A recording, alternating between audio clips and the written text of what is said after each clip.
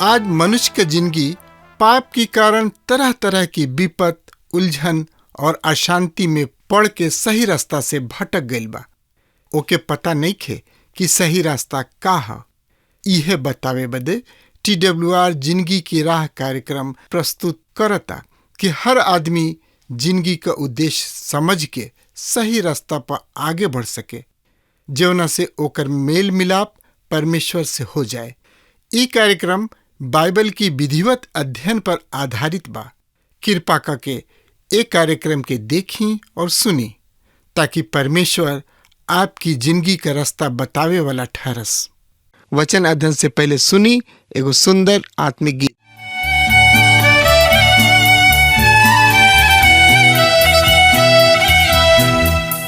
गाँव के भैया और बहिनी आई प्रभु के गुण गाई।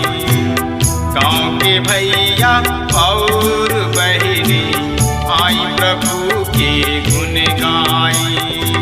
प्रभु महान बाड़न जग के रचैया, प्रभु महान बाड़न जग के रचैया। गाँव के भैया और बहिनी आई प्रभु के गुण गाई।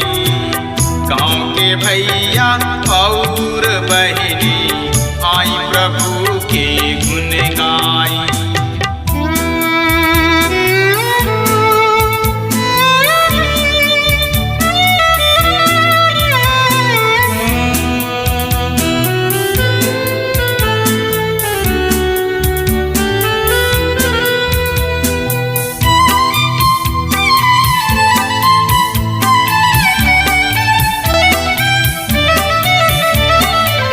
आकाश के तरई बन के चिरई उनकर भजन करे।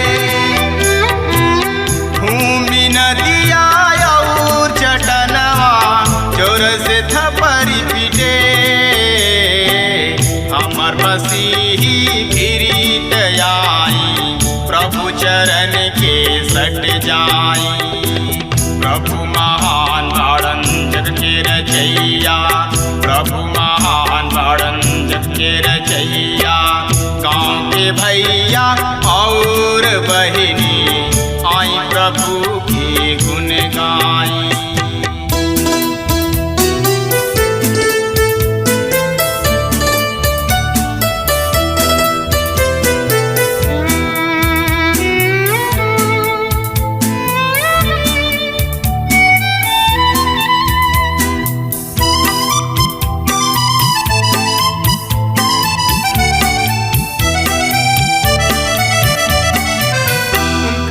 अगिया जे न मानी पापों में गिरत जाई।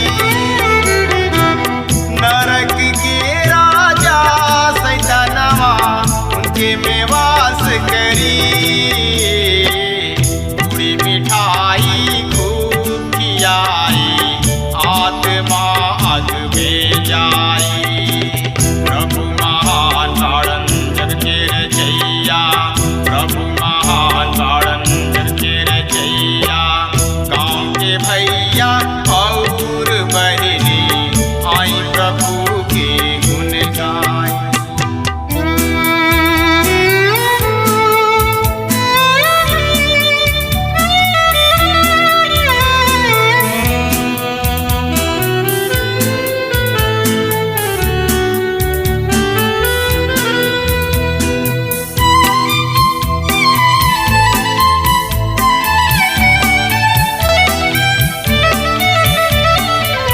हम तो गवैया प्रभु कथन के पाहुर देवे यनी।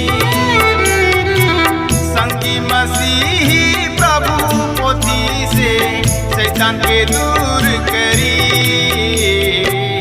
जीवन आशीष रौरा पवनी उहे बाड़ाए सबके बाटी।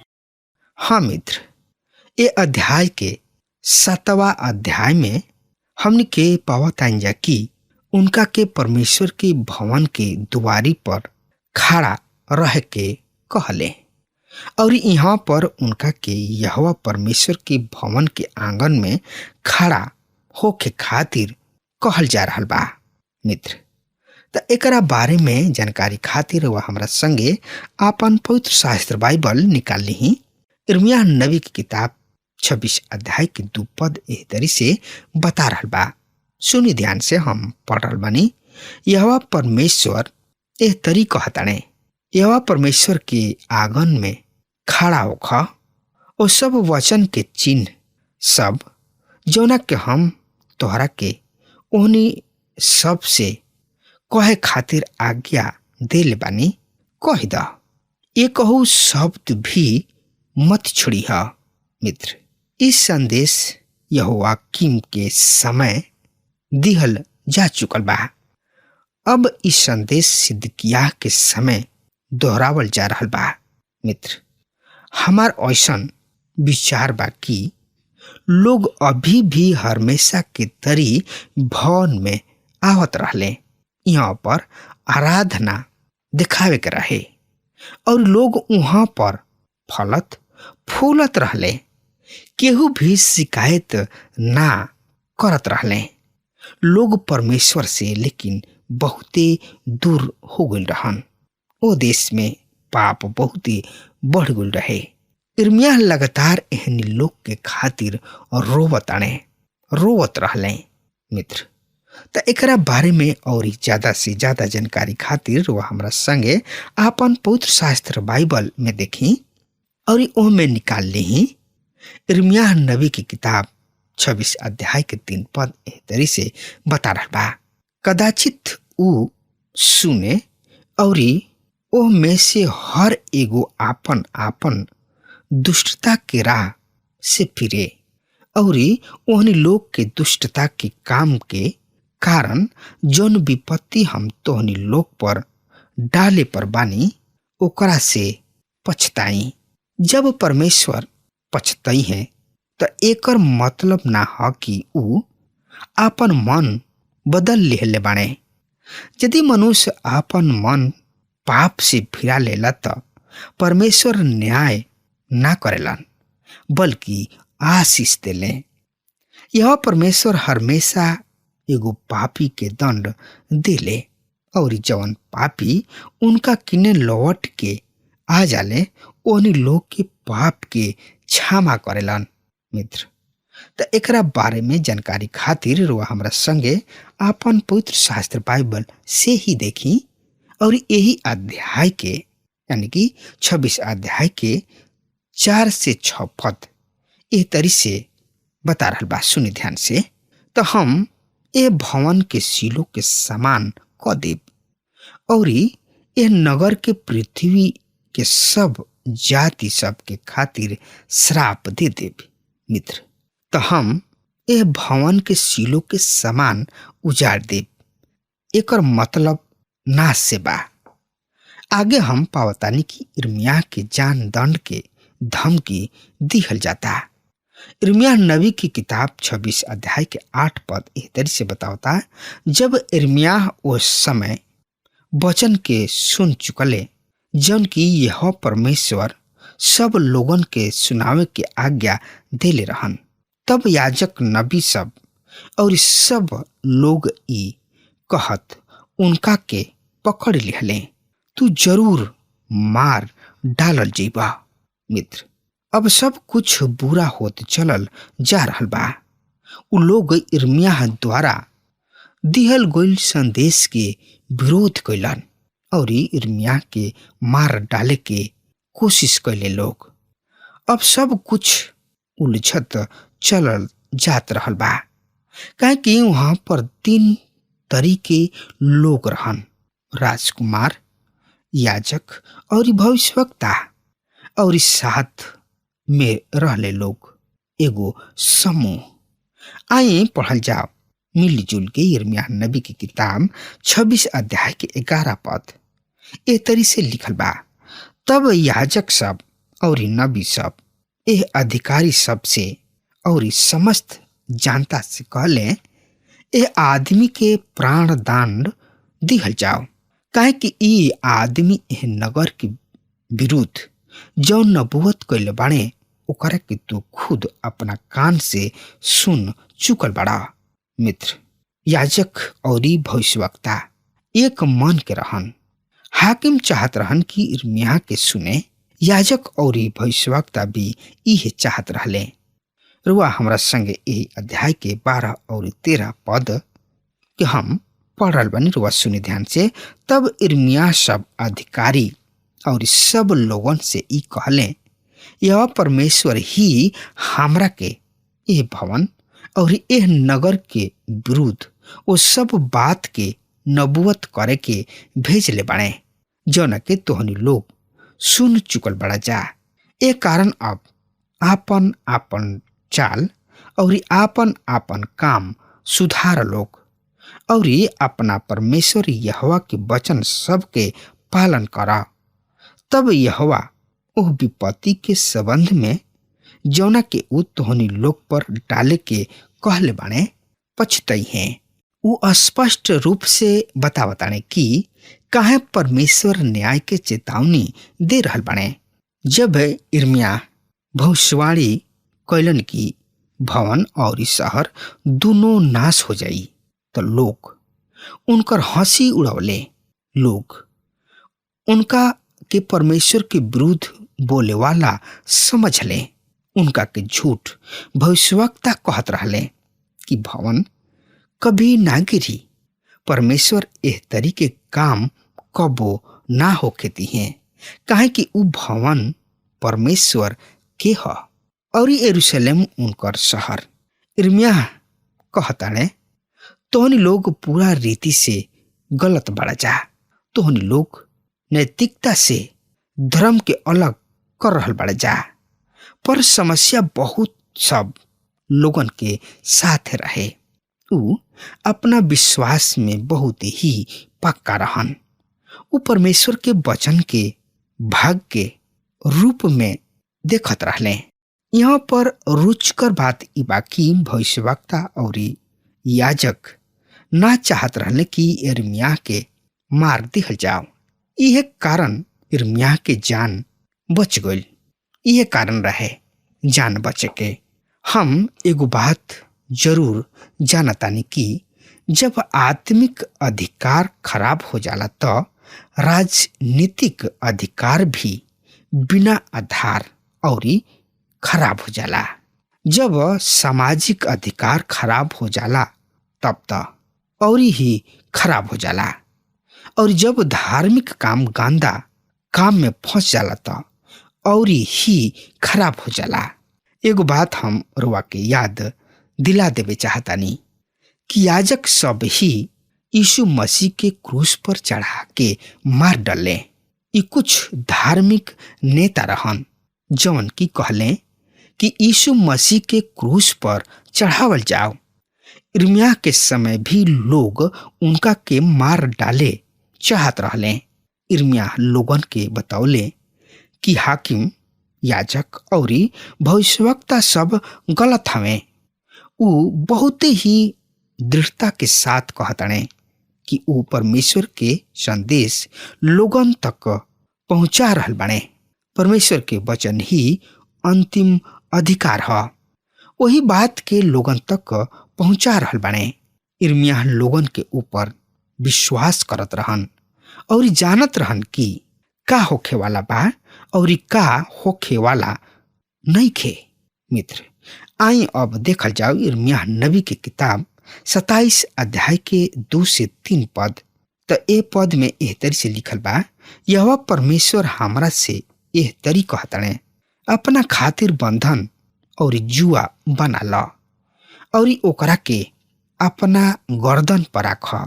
तब ओ सब दूत के द्वारा जवन यरूशलेम से यहूदा के राजा सिदकिय्याह के पास आइल बा, एदोम के राजा, मोआब के राजा और अम्मोनी वासी सब के राजा और सूर और सीदोन के राजा सब के पास संदेश भेजा। परमेश्वर एह राष्ट्र के बतावताने कि उ सृष्टिकर्ता हवे और उ जेकरा के चाहलन उनका ऊपर आपन सामर्थ के प्रकट करलन। 27 अध्याय के 6 से 8 पद के हम लोग सामने पढ़े जा रहे बनी। एह तरी से लिखल बा, अब हम ई सब देश आपन दास बेबीलोन के राजा नबूकदनेस्सर के दे दिले बनी, और हम वन पशु सब के भी उनका के दे दिले बनी कि ऊ उनका काम आवे। इस सब जाति उनकर और उनकर बेटा तथा उनकर पोता सब के अधीन तक रही, जब तक खुद उनकर देश के समय खत्म ना हो जाए, तब तक बहुत सी जाति और समर्थी राजा उनका के आपन दास बने हैं। और ऐसन होई कि जौन जाति व राज्य बेबीलोन के राजा नबूकदनेस्सर के अधीन ना हुई हैं और बेबीलोन के राज्य के जुआ के अपना गर्दन पर ना ली हैं, उन्हीं लोग के हम तलवार, अकाल और मरी से तब तक दंड देव जब तक उनका हाथ से नष्ट ना कर डाली। यह परमेश्वर के इहे बाणी है। आगे हम हनन्याह झूठ भविष्यवक्ता के पावतानी। यहाँ पर भी झूठ भविष्यवक्ता बाणे इर्मिया लोगन के बतावताने। तो का बतावताने एकरा बारे में जानकारी खातिर वह हमरा संगे अपन पवित्र शास्त्र बाइबल निकाल ली हैं और उनमें देखी इर्मिया नबी की किताब 28 अध्याय के 1 से 4 पद के हम पढ़े जा रहा बनी। सुनि ध्यान से। फिर वही बरिस अर्थात यहूदा के राजा सिदकिय्याह के राज के चौथा बरिस के 5वां महीना में अजूर के बेटा हनन्याह, जौन की गिबोन के एगो भविष्यवक्ता रहन, ऊ हमरा से यहोवा परमेश्वर के भवन में याजक सब और सब लोगन के सामने कहले, इस्राएल के परमेश्वर सेनाओं के यहोवा एह तरी से कहताने कि हम बाबुल के राजा के जुआ के तूर डलले बानी।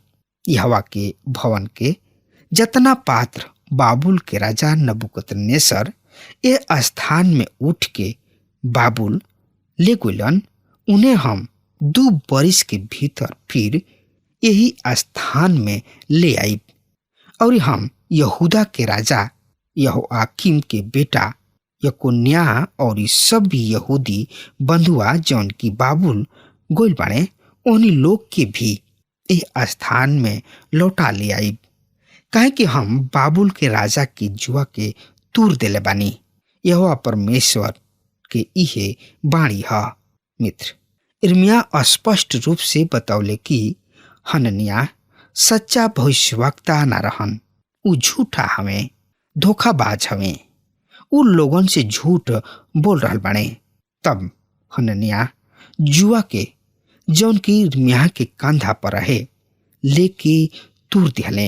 यही अध्याय के 5 से 11 पद एह तरी से बता रहा बा।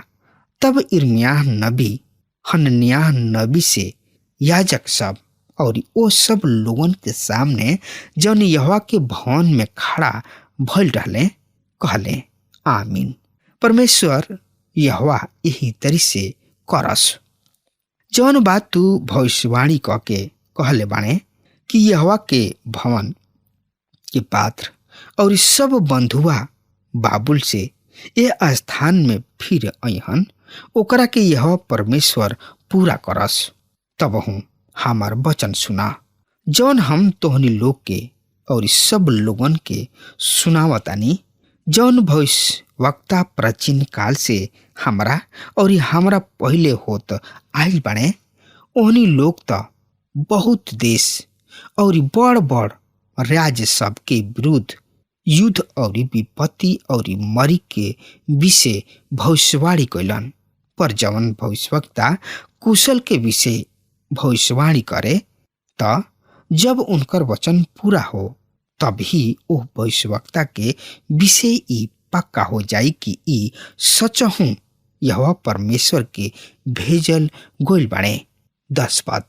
तब हनन्याह भविष्यवक्ता ओ जुआ के जौन की इर्मिया भविष्यवक्ता के गर्दन पर रहे उतार के तूर दिहले, और हनन्याह सब लोगन के सामने कहले, यहोवा परमेश्वर ए तरी से कहताने कि यही तरी से हम पूरा 2 बरिस के भीतर बाबुल के राजा नबूकदनेस्सर के जुआ के सब जाति सब के गर्दन पर से उतार के तूर देव। तब यिर्मयाह भविष्यवक्ता चली गुलन, उनकर ऊपर न्याय आइल। परमेश्वर कहले उनका से कहा कि ऊ 1 साल के अंदर मुँह जाई। और अब आगे देखी यिर्मयाह 28 अध्याय के 12 से 17 पद एह तरी से बता रहा बा। सुनी ध्यान से। जब हनन्याह भविष्यवक्ता यिर्मयाह भविष्यवक्ता के गर्दन पर से जुआ उतार के तूर दिहले, ओकरा बाद यहोवा परमेश्वर के ई वचन यिर्मयाह के पास पहुंचल, जाके हनन्याह से ई कहा, यहोवा परमेश्वर एह तरी से कहताणे कि तू काठ के जुआ त तूर दिहला, पर एह तरी कह के तू ओकरा संति लोहा के जुआ बना ले बड़ा। काहे कि इस्राएल के परमेश्वर सेनाओं के यहोवा एह तरी से कहताणे कि हम ए सब जाति के गर्दन पर लोहा के जुआ रखतानी, और उ बाबुल के राजा नबूकदनेस्सर के अधीन रही हैं, और एहनी के उनका अधीन रह के पड़ी। काहे कि मैदान के जीव जंतु भी हम उनका बस में क देब। और यिर्मयाह नबी हनन्याह नबी से ई भी कहले, हे हनन्याह, देख यहोवा परमेश्वर तोहरा के नैखन भेजले, तू ए लोगन के झूठ आशा दिलौले बड़ा। इससे यहोवा परमेश्वर तोहरा से कहताणे कि देख, हम तोहरा के पृथ्वी के ऊपर से उठा देब, यही बरिस में तू मुँह अब। काहे कि तू यहोवा परमेश्वर के ओर से फिरे के बात कहले बड़ा। 17 पद। ए वचन के अनुसार हनन्याह वही बरिस के 7वां महीना में मुँह गईले। उनका साथ वही तरी भइल जैसे परमेश्वर पिता कहले रहन। यहूदा परमेश्वर के दास द्वारा दिहल गईल वचन के ना सुनले, और उनका कठिनाई सब के सामना करे के पड़ल। अब हमार समय खत्म हो रहा बा, तब तक खातिर वह हमारा के आज्ञा देही। परमेश्वर हुआ के बहुते बहुते आशीष देश। आमीन। हमके विश्वास बा कि ई कार्यक्रम आप सब खातिर फायदेमंद सिद्ध भइल हुई। हम चाहतनी कि आप सब अपन अपन आशीष हमरों से बांटी। अगर आप सबके लगे बाइबल से चाहे आपकी निजी जिंदगी से क्यों सवाल होके, चाहे क्यों समस्या खातिर प्रार्थना करावे चाहतनी, तो हमारी फोन नंबर पर जरूर संपर्क करें। परमेश्वर आप सबके बहुत आशीष प्रदान करें और आज का दिन आप खातिर सुखद बनावे।